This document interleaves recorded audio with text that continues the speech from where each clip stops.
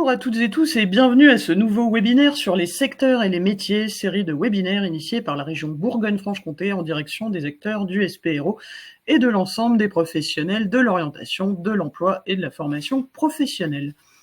Nous vous proposons aujourd'hui une rencontre autour du métier de réparateur de véhicules de transport routier ou de la réparation de véhicules de transport routier. Nos intervenants de ce jour, et nous les remercions d'avoir répondu positivement à notre sollicitation, sont Madame Nadège Manger-Vernier, responsable territoriale service conseil et animation territoriale région Bourgogne-Franche-Comté à l'ANFA. Madame Sophie Jackson, conseillère alternance et développement au CFA de l'automobile de Mâcon. Nous aurons aussi une intervenante, Éléonore, qui en ce moment fait ses études par alternance sur la réparation de VTR, de véhicules de transport routier. Nous aurons également le brigadier chef Quentin du 111e régiment de train que vous pouvez voir derrière moi. Le maréchal des logis chef Fabien et également qui participeront en fin de ce webinaire avec un témoignage sur le métier. Donc pour le bon déroulement de ce webinaire, petit rappel, si vous avez des questions, n'hésitez pas à les poser dans le chat, nous y répondrons tout le long du webinaire. Je vous remercie d'être parmi nous aujourd'hui et je laisse la parole à Madame Manger-Vernier. Bonjour à tous, donc je suis Nadège Manger-Vernier, responsable territoriale pour la région Bourgogne-Franche-Comté pour la NFA. ANFA donc signifie Association nationale pour la formation automobile. Et afin de pouvoir vous présenter le domaine d'activité de commerce et réparation de véhicules industriels, je vous propose un partage de documents. Donc je vous expliquais donc au niveau de l'ANFA, donc Association nationale pour la formation automobile. Donc nous représentons les métiers des services de l'automobile, c'est-à-dire autant donc l'automobile, le camion, moto et vélo. Nos métiers vont à la fois du commerce jusqu'à la fin de vie du véhicule. Et dans les spécificités d'activité, donc nous gérons les métiers autour de la maintenance, de la carrosserie peinture, du commerce et des services. Cela représente donc sur le territoire national donc 170 000 entreprises pour 421 000 salariés. Et pour la région Bourgogne-Franche-Comté, 7 579 entreprises pour 18 645 salariés. Donc, pour revenir donc au sujet de la partie commerce et maintenance, donc des véhicules industriels, c'est déjà faire une définition de ce que nous entendons par véhicule industriel. Donc ce sont des véhicules de transport de passagers, donc tels que bus et cars, de marchandises, donc des véhicules de plus de 3,5 tonnes de PTAC, qui incluent donc des camions, des tracteurs, des remorques et des semi-remorques, mais aussi des véhicules spécialisés, tels que les ambulances, les bennes à ordures ménagères, des grilles routières ou encore des véhicules d'incendie. Donc, parmi les acteurs concernant le domaine maintenance véhicules industriels, nous sommes sur des entreprises qui, alors, vendent, entretiennent et réparent donc des véhicules lourds, à la fois pour le compte de professionnels qui sont issus des transports de marchandises, mais aussi du bâtiment et travaux publics, du transport de personnes et des collectivités locales. Donc ces entreprises, on a, je dirais, 3 typologies d'entreprises, soit les entreprises qui dépendent de réseaux de constructeurs, je dirais comme pour le secteur véhicules légers, de concessionnaires et d'agents. Mais nous avons aussi des garages poids lourds qui sont affiliés à des réseaux de distributeurs. Là, en exemple, nous avons mis par exemple AD poids lourds, mais il existe aussi les concessions AD en véhicules légers pour faire le parallèle. Et nous avons également encore des garages indépendants sans enseigne qui représentent donc toutes ces diversités d'entreprises, représentent à aujourd'hui 4 499 entreprises. Alors, la partie marché et activité du poids lourd, je vais baisser pour bien rendre visible. Donc, si je vais diminuer la taille, que vous puissiez voir. Voilà. Donc, si nous prenons en compte la partie poids lourd, bus et car, nous arrivons à près de 700 000 de véhicules aujourd'hui sur la partie poids lourd et sur l'ensemble, on va dire, sur l'ensemble des véhicules aujourd'hui présents sur le territoire national, cela représente 2% du parc circulant en France, puisque, je rappelle qu'il y a 48,9 millions de véhicules qui roulent aujourd'hui, sur notre territoire. Donc nous pouvons distinguer par ces deux éléments, 609 000, poids lourds et 90 000, un peu plus de 90 000 bus et cars. La moyenne d'âge de ces véhicules est de 9,2 ans, en âge parc, moyen au niveau du poids lourd, et en 2023, c'est près de 49 000 poids lourds qui ont été immatriculés. Alors comment ce secteur a aujourd'hui se porte, on va dire, sur la partie transition écologique? Alors aujourd'hui, bon, le secteur est dans l'obligation par la réglementation européenne, d'amorcer une transition écologique, puisque pour rappel, l'Europe a décidé qu'en 2050, la neutralité CO2 devait être présent pour l'ensemble des transports terrestres. Donc vous pouvez voir par rapport à ce schéma les objectifs qui sont fixés selon la catégorie de ces véhicules. Puisque de toute façon, depuis les années 90, les émissions polluantes des véhicules de plus de 3,5 tonnes sont encadrées donc par des normes européennes dans l'objectif d'imposer des valeurs limites d'émissions de, par exemple, d'oxyde d'azote, de monoxyde de carbone, des hydrocarbures ou encore des particules. Mais malgré tout, dans le secteur véhicule industriel, cette transition énergétique s'amorce assez lentement par rapport à la partie poids lourd, que l'électrique, alors nous allons le voir, reste assez, anecdotique. Alors attendez, tout est reparti. Donc je vais faire comme cela.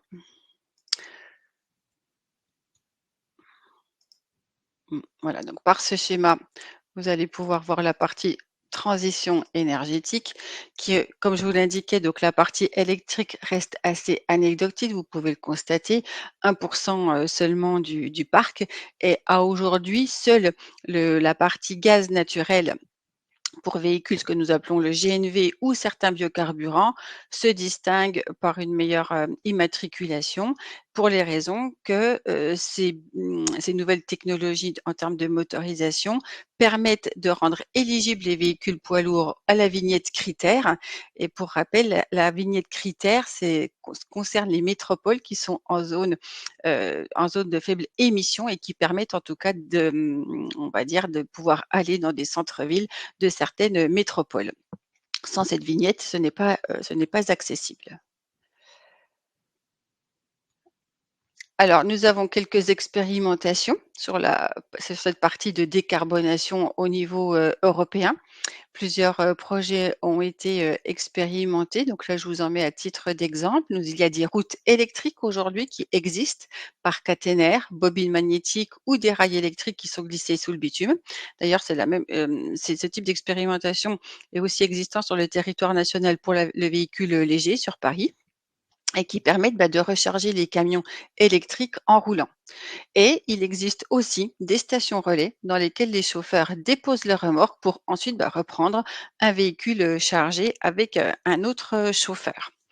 En voyant le document, cela me fait penser que dans les entreprises qui appartiennent au périmètre de l'ANFA, j'ai omis de vous dire que, dans la partie poids lourd, on peut penser à des entreprises, pardon, de transport qui peuvent avoir des ateliers intégrés et qui ont du coup des mécaniciens, en véhicule industriel, et ces entreprises-là n'appartiennent pas au service de l'automobile, puisque c'est avant tout des entreprises liées au transport. Je voulais apporter cette précision. Donc voilà pour la partie transition. Alors, on est sur un marché après-vente qui est spécifique, je dirais, par rapport aux véhicules légers. Pourquoi? Qu'est-ce qui en fait sa différence? C'est que là, nous avons affaire à des professionnels, et que de fait, l'immobilisation du véhicule a un coût pour l'entreprise et qu'il ne faut pas pénaliser l'activité. Donc de ce fait, vraiment la partie maintenance, entretien et réparation est vraiment un enjeu important pour cette disponibilité de véhicules, et du coup, cela génère en tout cas une exigence d'être fiable au niveau techniquement et d'être bien conforme au niveau de la réglementation. Donc, ces activités au niveau poids lourd, souvent nous disons que l'expérimentation en termes de technologie est déjà initiée dans les véhicules industriels et ensuite ces technologies arrivent dans nos véhicules légers. Donc, les activités de maintenance évoluent vraiment de façon exponentielle au niveau de la technologie, tant sur le domaine télématique, par exemple, de connectivité ou encore de multiplexage, ce qui permet de rendre vraiment fiable au niveau des la fiabilité des pièces au niveau des véhicules et la plupart, des fonctionnalités au niveau du véhicule industriel sont toutes gérées électroniquement.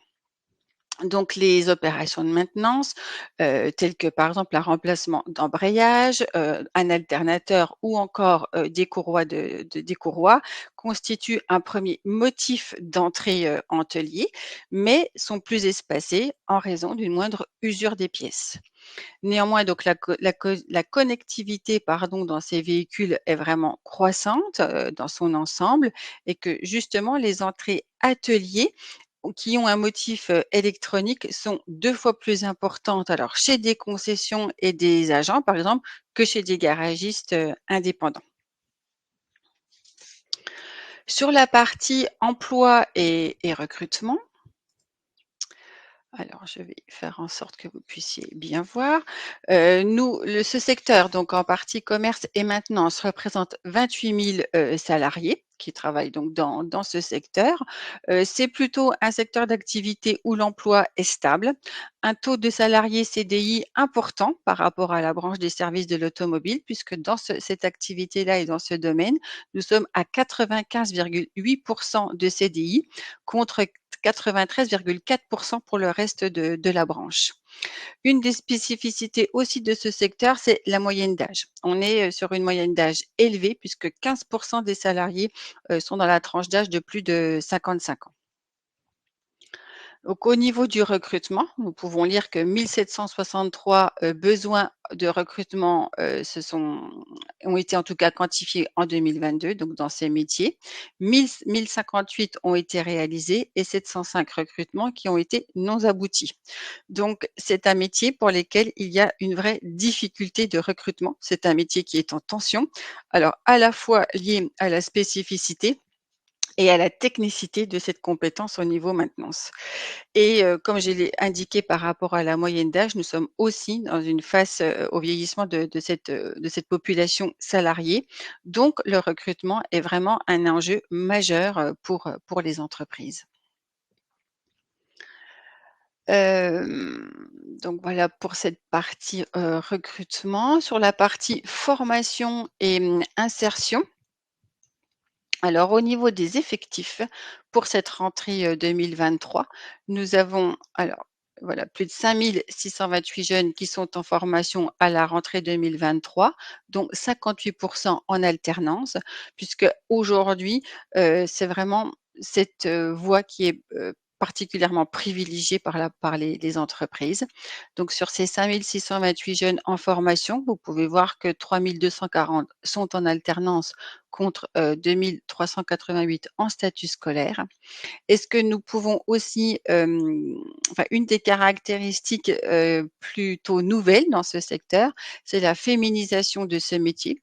Pourquoi? Puisque vous pouvez constater sur ce schéma qu'en 2021 et 2022, la maintenance VI, là, représentait 2,7 de femmes et que pour 2023-2024, nous sommes à 4,2. Donc c'est un des secteurs qui a bien augmenté au niveau, mixité, femmes. Sur la partie, formation, l'ANFA, donc la branche des services de l'automobile, a, fait part auprès de l'éducation nationale de nos on va dire de certaines injonctions pour faire évoluer les référentiels dans la maintenance. Alors que ce soit la maintenance véhicules légers, mais aussi véhicules, industriels, dans l'objectif de les actualiser puisque les référentiels, datent, maintenant de plusieurs années et comme j'ai pu, l'évoquer au préalable dans mes propos, on est vraiment sur un secteur où la technologie est très forte et que les référentiels doivent être actualisés sur ces parties d'électrification électronique embarquée. Donc normalement, sur septembre 2025, nous devrions avoir de nouveaux référentiels sur cette partie maintenance. Sur la partie, insertion cette fois-ci, donc c'est une également caractéristique de cette filière, comme j'ai pu l'expliquer, comme les entreprises ont des difficultés de recrutement et bien souvent elles ont recours, à l'alternance car pour elles, c'est reste une des meilleures filières, qui pour les jeunes permettent d'avoir une très bonne insertion. Vous pouvez le voir sur ce schéma au niveau apprentissage par exemple sur 858 apprentis, pour 2022, 78 sont insérés 6 mois après avoir réalisé leur, enfin avoir obtenu plutôt leur diplôme et en statut scolaire à 50. Nous n'oublions pas que la branche des services de l'automobile, donc par l'intermédiaire de l'ANFA, met en œuvre nos propres certifications de branche. Donc là, il y a certains acronymes. Donc je peux vous dire, par exemple, celui-ci, le CQP, donc c'est un certificat de qualification professionnelle qui existe donc sur un niveau de technicien expert après-vente, donc VUI pour véhicule utilitaire industriel, où là, donc, nous avons 100% d'insertion à l'issue de cette certification. Pour rappel, nos certifications sont vraiment dédiées au domaine, je dirais, professionnel, technologique, pratique. Il n'y a pas d'enseignement général et ces certifications se font dans le cadre d'une alternance. Alors, comme c'est un métier qui est assez, qui est difficile dans le sens de capter, l'envie de faire ce métier, nous avons fait une campagne sur ce mois d'avril sur les métiers du camion. Donc je vous ai mis, cette vitrine en tout cas que nous avons réalisée pour pouvoir avoir des témoignages. Alors autant, voilà sur différents réseaux, Facebook, Instagram ou encore TikTok et les témoignages seront autant des salariés que des jeunes dans le cadre de l'apprentissage et surtout démontrent les différents types de métiers qu'il peut se faire au niveau de la partie maintenance VI. Donc, je vous invite à prendre attache avec ces réseaux pour aussi pouvoir promulguer cette promotion de métier, car comme je l'ai évoqué, nous sommes sur un secteur qui a besoin de compétences, mais malheureusement a bien des difficultés à recruter. Bah, merci infiniment, Madame Je Manger-Vernier. vous en prie. Donc, oui, ça recrute. Notez bien, ça recrute. Et Hommes et femmes. métiers passionnants, hommes et femmes et haute technologie. Donc, maintenant, je vais laisser la parole à Madame Jackson et à Madame Barque, qui peut mettre sa caméra si elle le souhaite normalement et son micro. Bonjour. Bonjour, Bonjour. merci d'être aujourd'hui parmi nous. On sait que c'est votre semaine entreprise, Oui. donc c'est un peu tendu. On va commencer avec vous, si vous voulez bien. Merci d'avoir répondu à notre sollicitation. Qui êtes-vous, Madame Barque?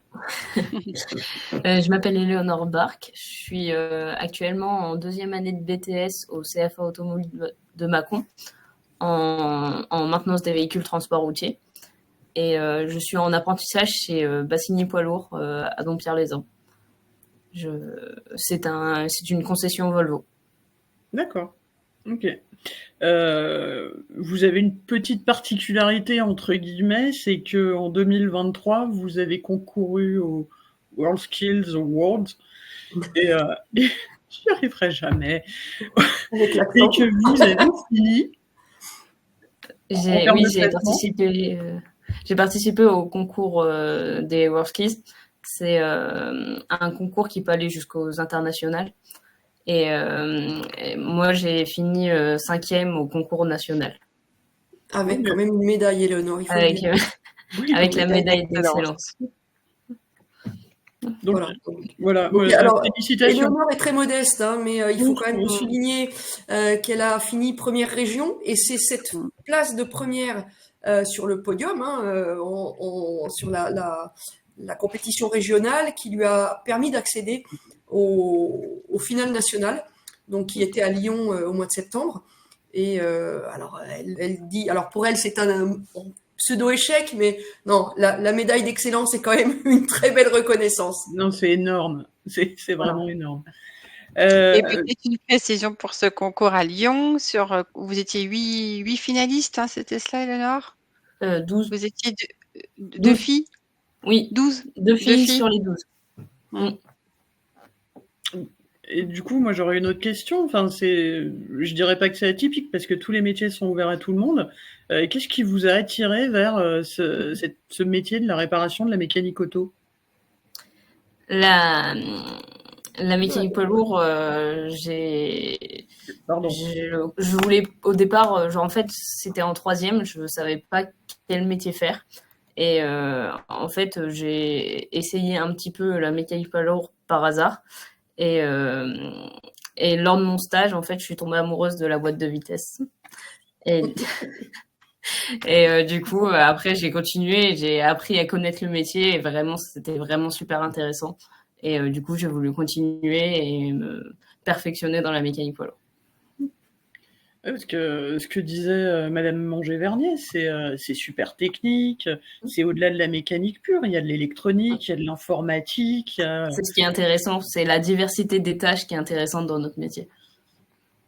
Et du coup, enfin, je vais poser des questions très naïves, hein. Enfin, une question très naïve, que je poserai peut-être aussi à Quentin après.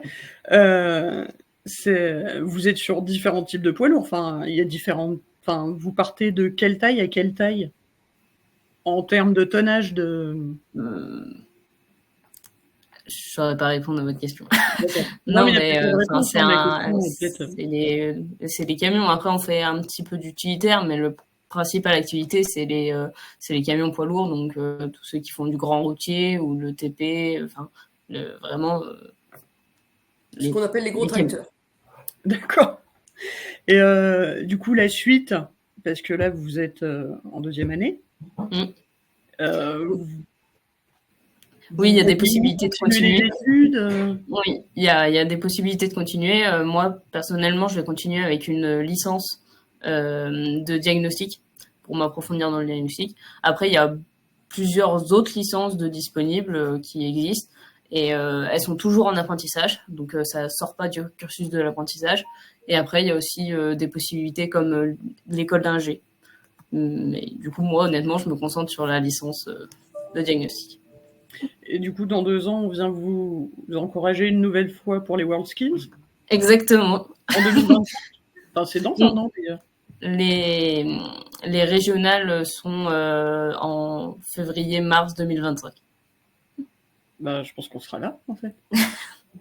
Merci.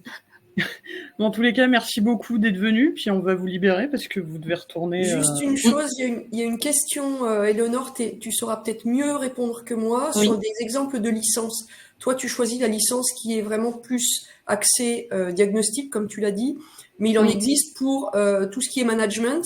Oui, il y a la OMSA, je crois qu'elle s'appelle, qui est organisation et réception client, etc.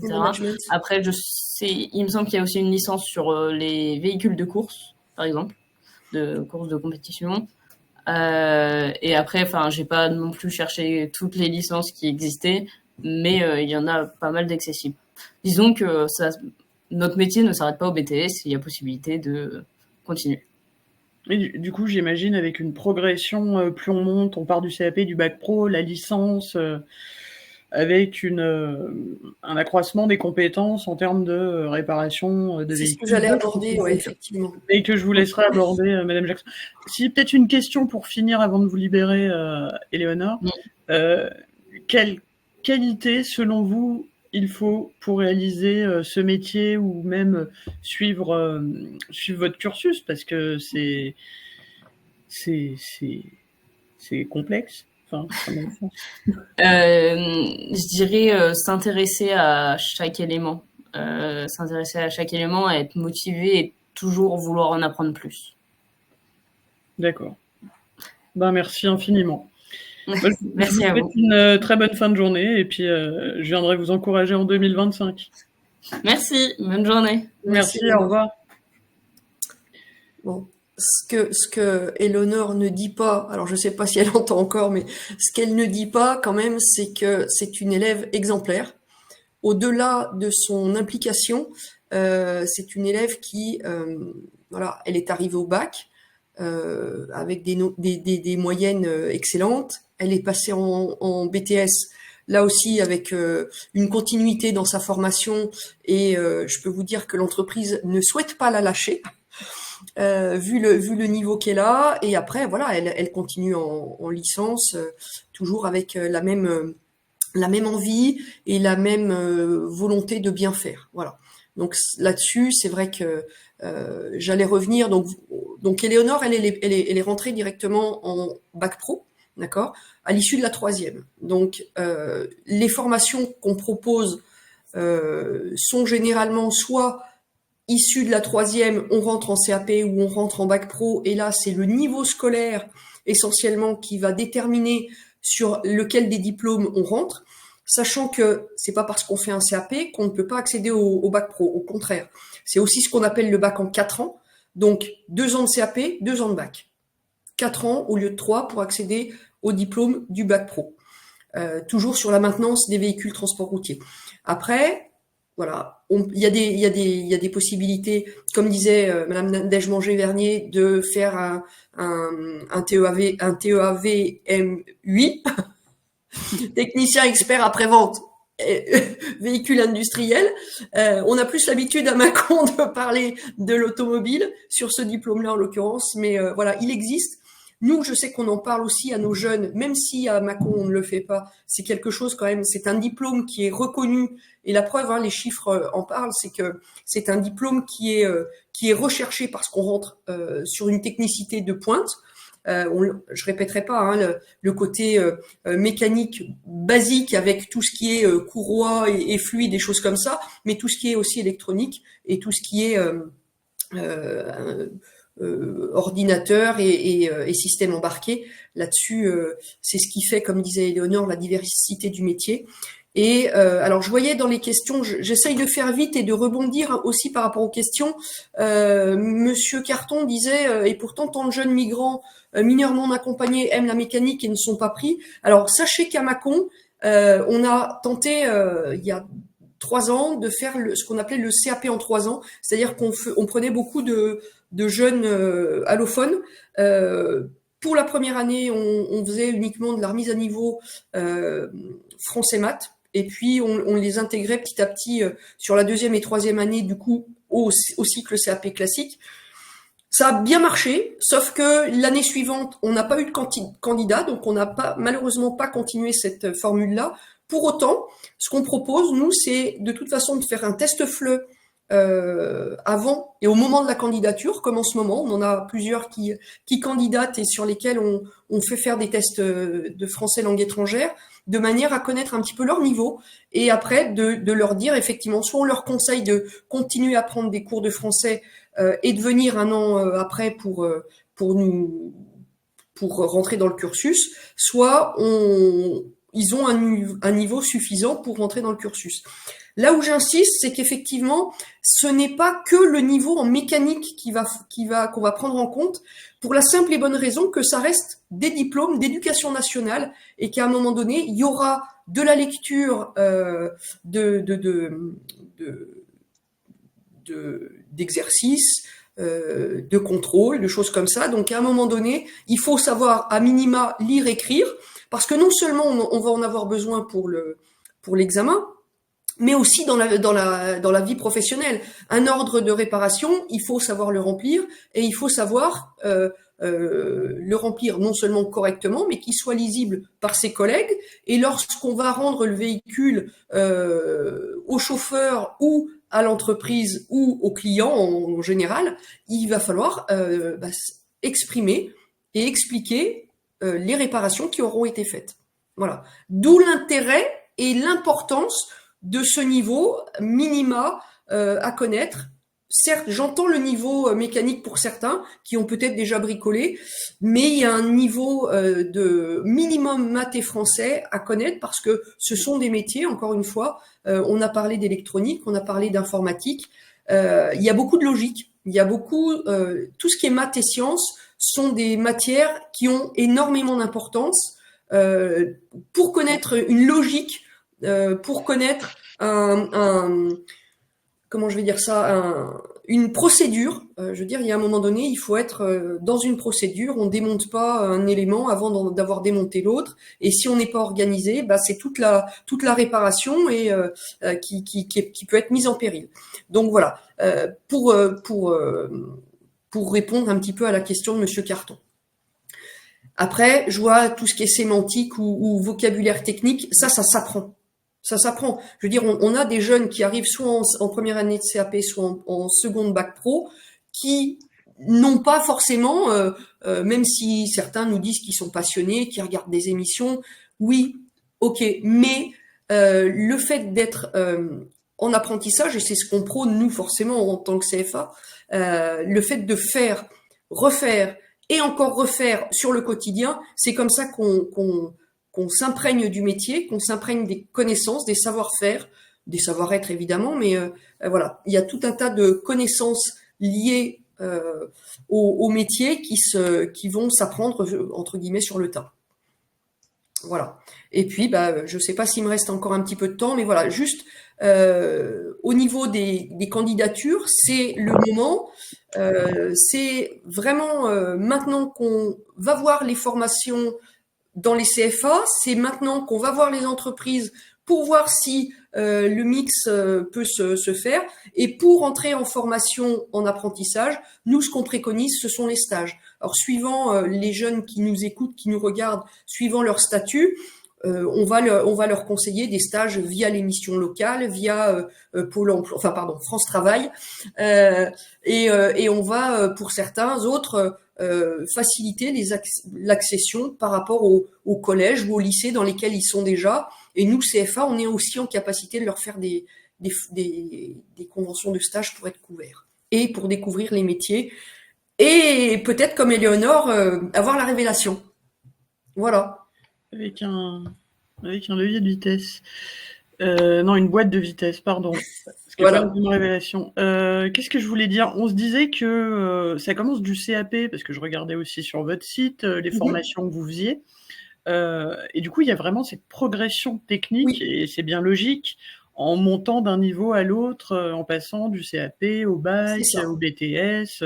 Ouais. À Mâcon, on a cette particularité, voilà, c'est que on prend, voilà, on aurait la possibilité de prendre les jeunes depuis la sortie de troisième, mais je rassure peut-être certains autres, on a des jeunes qui arrivent aussi après un bac général STI 2D, par exemple, ou d'autres formations et qui raccrochent un petit peu. Alors certains qui auront fait automobile et qui se raccrochent sur le VTR après, c'est pas la majorité, mais voilà, merci Nadège pour le partage. Mais c'est vrai que chez nous à Mâcon, voilà, on commence aussi. Alors ça peut être une progression CAP, bac, BTS, ça peut être aussi bac, BTS. Sur le camion, c'est ce qu'on propose. Mais encore une fois, Mâcon, c'est peut-être le CFA le plus proche pour certains ou pas, mais voilà, on essaye d'avoir. Alors c'est pas une formation complète qu'on va proposer, mais qui sera déjà bien avancée, ça c'est sûr. Après, c'est pas que pour les jeunes. En soif de Non, reconversion, une personne tout à fait. peut aussi intégrer Exactement. le CFA de Mâcon. Et auquel cas, pour un parcours que nous on va appeler personnalisé, il faut vraiment qu'on ait l'historique à la fois c'est là où le CV très complet va nous être vraiment utile. Il va falloir qu'on sache par quel diplôme la personne est passée. Est-ce qu'il y a eu des diplômes auparavant? Et quels que soient les diplômes, je fais juste un petit rappel pour dire que en France, lorsqu'on a un diplôme, un niveau bac, quel que soit le bac, ça reste à vie. Et après, si j'ai passé un bac pro, je sais pas, paysagiste, si je veux récupérer un bac pro coiffure, par exemple, il y a des matières qu'on appelle les matières générales qui sont communes à tous les diplômes. Et à partir du moment où on a validé les matières une première fois, on n'a pas besoin de les valider une deuxième fois. Ça veut dire quoi? Ça veut dire que on va être exempté des cours de matière générale. Donc généralement c'est français, histoire, géo, anglais pour la plupart. Je mets pas les maths volontairement dedans. Pourquoi? Parce que en l'occurrence pour nos métiers, les maths et les sciences font partie des matières professionnelles. Donc là on pourra pas être exempté de ces matières-là. Voilà. Mais voilà, tout ça pour dire qu'effectivement on a cette possibilité de raccrocher un diplôme en ayant déjà soit une expérience, soit des diplômes qu'on aurait validés auparavant. Et c'est comme ça que nous, au CFA, comme dans la plupart des CFA, j'imagine, on construit un petit peu. Alors, suivant le diplôme, on va dire à la personne, au lieu de rentrer en seconde bac pro, vous allez peut-être rentrer en première bac pro parce que indéniablement, il va falloir mettre les mains dans le véhicule et puis apprendre la base. Voilà. Ok, merci beaucoup. Et du coup, si les gens vivent pas près de Mâcon, il y a aussi un internat. Oui. Oui. Tout et à c'est fait. bien l'internat. Et puis l'internat, ça reste que 4 nuits par mois si c'est en CAP, ou 4 nuits, 8 par mois pour un bac. Mais bon, voilà, ça reste très peu au final. En tous les cas, merci beaucoup, Madame Jackson. Et puis, on vous remettra le lien vers le site du CFA de Mâcon, et vous pouvez le retrouver sur le site Amphore si vous le souhaitez, avec les différents niveaux de formation. Et le détail des formations est en ligne à disposition. Sur votre site et sur le site. Voilà. Merci beaucoup. Merci. Donc, nous, on s'était dit que voilà, c'est un métier qui se pratique tant dans le monde civil, mais aussi dans le monde militaire, qui n'est pas un monde. Enfin, vous voyez ce que je veux dire. Et du coup, on a invité le CIRFA, qui nous a mis en contact avec Quentin, qui est brigadier chef au 511e de train à Auxonne. Exact. Voilà. Merci d'être là aujourd'hui. Et du coup, j'ai un peu les mêmes questions que j'avais pour Éléonore. Qui êtes-vous, Quentin? Alors donc moi, je suis originaire de Lyon. Donc j'avais commencé à faire tout ce qui était diplôme en tant que mécanicien. Donc j'avais fait, j'ai commencé par mon CAP que j'ai obtenu en lycée professionnel. À l'issue de ça, je voulais me lancer dans une carrière de mécanicien, et j'ai toujours voulu, on va dire, essayer ce fameux monde à part, hein, le côté militaire, pour le côté aspect des véhicules qu'on peut pas forcément croiser sur la route de tous les jours. Donc malgré mon diplôme qui était un diplôme civil, on a quand même une formation qu'on passe au sein de l'armée pour pouvoir justement s'adapter et connaître après les véhicules sur lesquels on travaille. Donc après, ça peut être plus diversifié, donc ça peut aller du VEL jusqu'au PL. Ce qui veut dire donc c'est du VEL, donc du véhicule léger, donc ça peut être en dessous de 5 tonnes. Au-delà de 5 tonnes, donc c'est là où on rentre dans le domaine du camion, donc ça peut être transport de marchandises, de matériel ou de personnel. D'accord. Et parce que, moi je trouve ça pas commun. Hein. Je pense que petit, on se dit tous petite. Hein.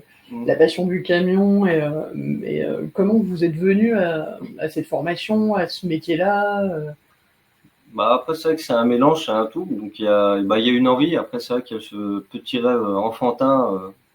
Ça y est, j'y suis. Et puis les véhicules. Puis c'est vrai que c'est même l'aspect technique. Parce que quand on a pu le dire ultérieurement, tout ce qui est mécanique, donc c'est assez technique, il y a une certaine logique, et il y a des choses particulières, par exemple, qu'on peut pas voir dehors, les véhicules qui sont blindés, d'autres moins, mais c'est des facteurs à prendre en compte pour justement le fonctionnement d'un véhicule. On peut aborder des technologies qu'on n'a pas vues, qu'on ne voit pas dans le CI puisqu'il n'y a pas besoin, mais c'était le côté intéressant, pouvoir toucher du bout des doigts les fameux véhicules des fois qu'on voit passer à la télé et se dire enfin je peux travailler dessus. Parce que si vous avez le droit d'en parler, ou pas, vous me le dites, les chars, non, ça rentre pas dedans, ou les véhicules un peu blindés, peut-être un peu... Un peu, moi, oui. Donc il y en a, tout à fait, donc on a ceux qu'on voit après, la plupart comme on voit à la télé, mais justement, et quand on les voit par exemple passer pour le défilé, je me suis dit... je sais pas si j'aurai peut-être un jour la chance de pouvoir ne serait-ce l'approcher. Et le fait d'être entré au sein de l'armée, j'ai pu le voir et puis le connaître, puisqu'un véhicule ça se connaît. Puis on apprend plein de choses sur l'aspect technique. Et puis les côtés justement de maintenance qui sont très intéressantes, que ce soit dans le civil ou dans l'armée, ça reste quand même très intéressant pour ma part, parce que j'aime bien justement le fait de travailler la mécanique, pour la comprendre, la réparer, et faire en sorte à ce que ça redéroule comme c'est censé rouler. Ce qu'on se disait tout à l'heure, quand vous êtes arrivé, vous êtes aussi sur différents terrains. C'est ça. On n'est pas que sur de la route, il y a aussi ça envisagé dans le métier que vous faites. Enfin, c'est ça. Donc c'est vrai que la bonne différence, c'est qu'on n'est pas souvent au même endroit, parce qu'on peut être très bien en plein milieu de la forêt, dans un désert, sur une route ou dans notre propre régiment pour faire de la maintenance. Donc c'est vrai qu'il y a beaucoup on voyage aussi beaucoup.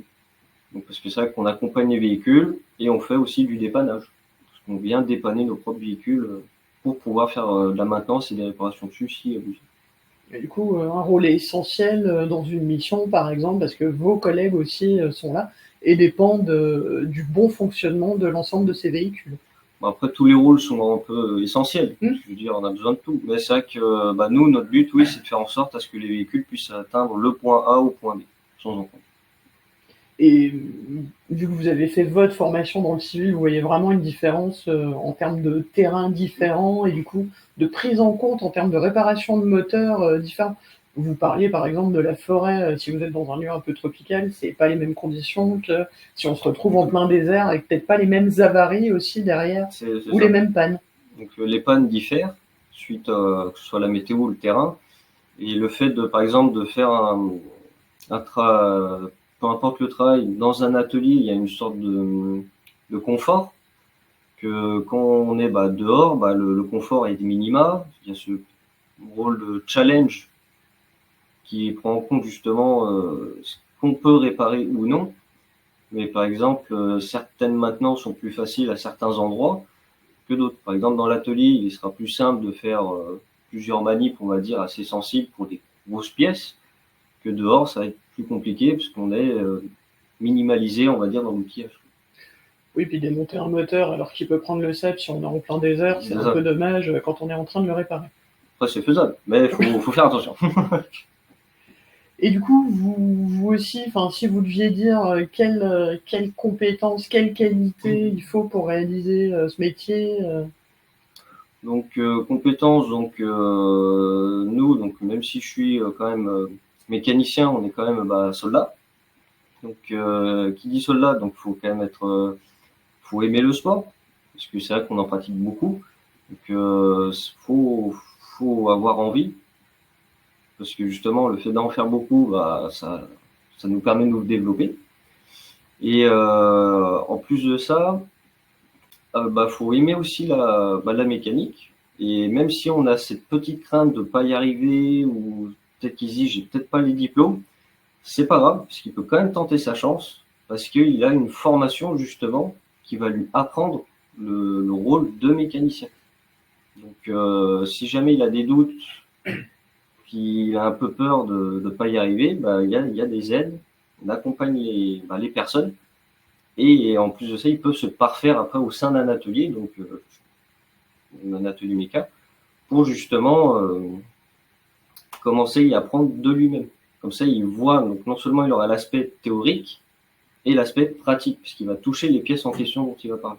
Donc même s'il est parti de rien, il peut avoir un diplôme, on va dire, entre guillemets, parce que c'est un diplôme, on va dire, pour les véhicules militaires, mais il aura quand même de très bonnes connaissances et c'est lui fait de l'expérience. Donc si après, plus tard, 10 ans ou 20 ans après, il veut s'orienter en tant que mécanicien dans le civil, il aura quand même ces années d'expérience qu'il aura pu avoir acquis au sein de l'armée. D'accord. Voilà. Vous aimez votre métier. Oui, moi j'aime bien. Comme Éléonore, beaucoup de filles dans les ateliers de plus en plus. Oui, ça commence. Ok. Et elles ont tout à fait leur place. Ah oui. Comme en tous les cas. D'ailleurs, Éléonore, si elle veut s'engager après, même une licence, elle peut devenir officier dans l'armée. Il n'y a pas de problème. Je suis pas sûr que son entreprise la lâche, par contre. On ne sait jamais. Merci messieurs, en tous les cas. Merci Madame Manger-Vernier et merci Madame Jackson. Madame Jackson dit pas gagner. Merci pour votre participation à ce webinaire. nous mettrons le replay en ligne quand il sera monté, c'est-à-dire pas tout de suite, mais on va essayer de faire au plus vite. Si vous avez d'autres questions, faites-les nous parvenir et nous les transmettrons à nos intervenants. Je vous souhaite un bel après-midi.